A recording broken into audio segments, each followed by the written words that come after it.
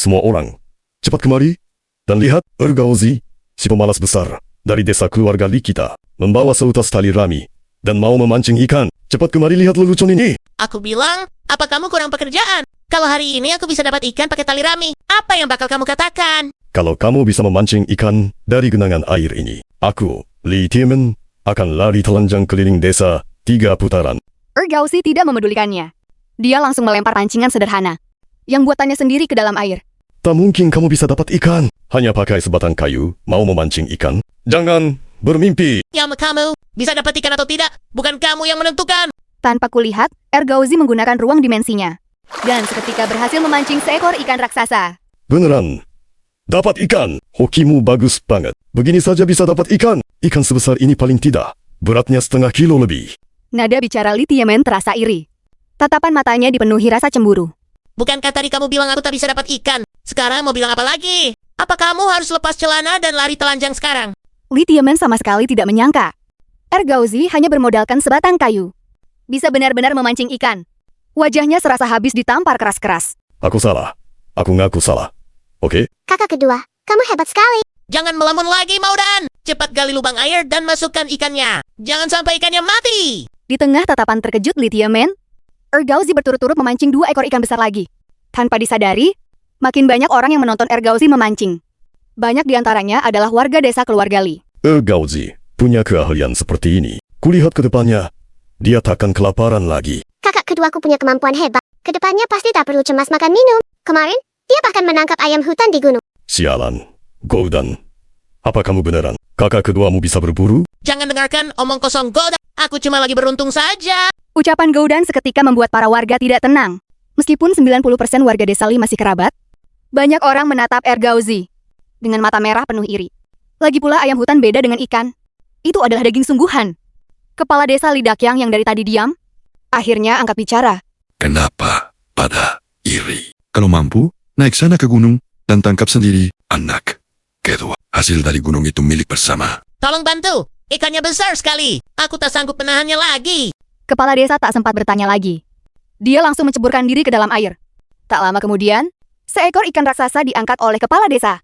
Seumur hidup, aku hidup. Baru pertama kali lihat ikan sebesar ini. Paling tidak, ini beratnya 15 kilogram. Ergaozi benar-benar kaya mendadak hari ini. Ikan sebesar ini mau dimakan sampai kapan? Paman Kiang, ikan ini ditangkap bersama oleh semua orang. Siang ini kita rebus saja di balai desa. Bagaimana menurut Paman? Ergaozi, ikan sebesar ini beneran kamu berikan ke desa? Kalau kamu simpan, sekeluarga bisa makan beberapa hari. Kalau tidak habis pun, bisa diasingkan garam dan disimpan sampai tahun baru. Sisa 3 ikan kecil ini cukup kubawa pulang untuk dimakan. Kalau tak ada bantuan dari kalian, ikan ini pasti sudah kabur. Bawa balik dan rebus agar semua orang bisa cicipi. Karena Ergaozi sudah berkata begitu. Hari ini kita manfaatkan kebaikan Ergaozi. Siang ini di balai desa, kita masak ikannya. Semua orang dapat bagian. Go Den, kita juga harus pulang. Beres-beres dan pulang yuk. Kakak kedua, kita tak memancing lagi. Tidak lagi. Ayo pulang dan kita makan ikan enak. Sebenarnya, selain 3 ekor ikan yang kelihatan ini, di dalam ruang dimensi Ergaozi masih ada puluhan ekor ikan. Cukup untuk makan seluruh keluarga cukup lama. Kokik, nenek, kami cepat keluar. Dan lihatlah, lihat ikan besar yang dipancing kakak keduaku. Hebat kan? Semuanya hasil pancingan kakak kedua. Tapi aku juga ikut membantu kok. 3 hari tak bertemu bikin pangling. Kemarin ayam hutan dan labu. Hari ini dapat ikan lagi. Dulu di mata kedua orang tua ini, Ergaozi hanyalah pemuda nakal yang pemalas dan doyan makan. Tapi hanya dalam beberapa hari, perubahannya sungguh drastis. Ergaozi, jujurlah pada kakek. Sejak kapan kamu belajar memancing? Maka, Ergaozi menceritakan alasan bohong yang sama. Seperti yang dia katakan pada Jiang Cuihua. Astaga, pantas saja kamu seperti berubah jadi orang lain. Ternyata, ini berkah dari leluhur. Tapi hal ini tak boleh dibesar-besarkan. Kalian semua, jangan bicara sembarangan. Di luar, dengar? Tidak. Kakek, kita kan keluarga sendiri. Aku cuma cerita di sini saja. Di luar aku tak akan bicara sembarangan kok. Li Shangyan makin melihat cucunya, makin merasa puas. Tapi saat dia mendengar Ergaozi memberikan ikan gastar hampir 15 kilogram kepada desa, dia langsung tidak bisa duduk tenang. Pemborosan sekali, cucu baikku. Cepat ikut kakek ke balai desa. Saat keduanya hampir sampai di balai desa, terlihat 2 kuali besi besar terpasang di tengah halaman.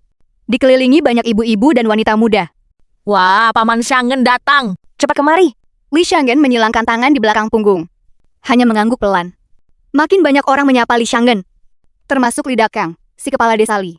Paman Sanghen cucumu ini sungguh luar biasa. Keahlian memancingnya ini, kurasa di desa-desa sekitar tak ada yang tandingi. Anak nakal ini cuma lagi hoki saja. Lihat caramu bicara. Siang ini, semua orang bisa minum sup ikan. Itu semua berkat Ergauzi. Bisa makan daging, padahal bukan hari raya. Semua orang harus berterima kasih pada Ergauzi. Karena sudah menikmati kebaikan cucuku. Harusnya ingat pada kebaikan Ergauzi kami. Benar begitu kan? Tapi, kenapa aku mendengar cucuku menangkap 2 ayam hutan di gunung? Malah, ada orang yang iri dengki. Li Dakyang tersenyum canggung. Kukira kau dan keluargamu cuma bercanda. Tapi, aku juga sudah bilang di depan semua orang. Siapa yang iri dengki? Pergi tangkap sendiri. Peiman. Sanjen. Hal ini cukup dibicarakan di desa kita saja. Kalau sampai orang komune tahu, 2 ayam itu pasti bakal disita. Beraninya mereka.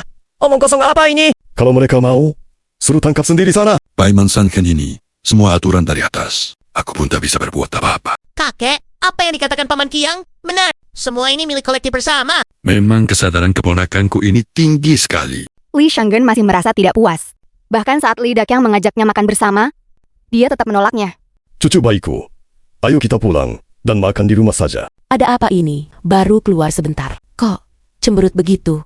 Siapa yang ganggu kamu? Siapa yang berani ganggu aku? Kupatahkan kakinya nanti. Cucu bayiku. Kakekmu ini kenapa lagi? Kakek, tak usah marah. Aku saja tidak marah. Untuk apa kakek kesal? Ikan besarnya diberikan saja. Nanti kalau aku makin sukses, kita akan makan daging berlemak tiap hari. Makan enak kenyang tiap hari.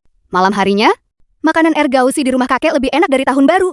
Paman kedua, Li Sengjun, juga berlari pulang. Kamu tak makan di balai desa.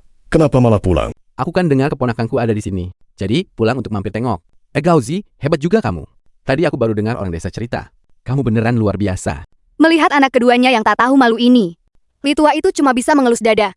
Kemarin, kamu sudah memanfaatkan cucu bayiku sekali. Masih belum puas juga. Kita kan sekeluarga. Apa maksudnya memanfaatkan? Cepat tampilkan sayur. Oh ya, kakek tahu di mana bisa dapat benih tanaman? Kamu mau barang itu buat apa? Benih tanaman itu diatur tim produksi. Kamu cuma bisa minta ke paman kiangmu. Dulu aku pemalas dan suka keluyuran. Tak pernah kerja di ladang. Bahkan tak tahu bentuk benih seperti apa. Pikirku, aku ini kan orang desa. Kalau benih saja, tak kenal. Bukankah itu bikin malu sekali? Itu sih gampang. Kamu ikut aku kerja di ladang. Biar ku ajari.